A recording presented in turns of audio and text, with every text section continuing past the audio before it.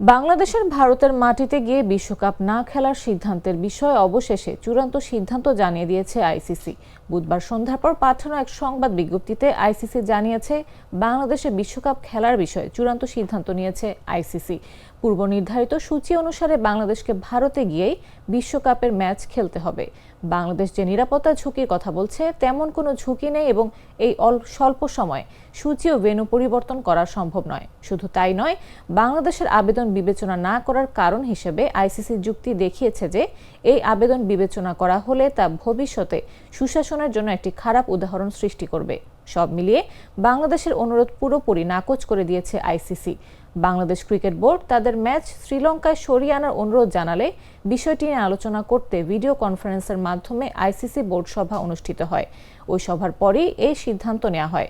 ICC জানায়, 20টি অংশগ্রহণকারী দেশের জন্য একই নীতিমালা প্রযোজ্য।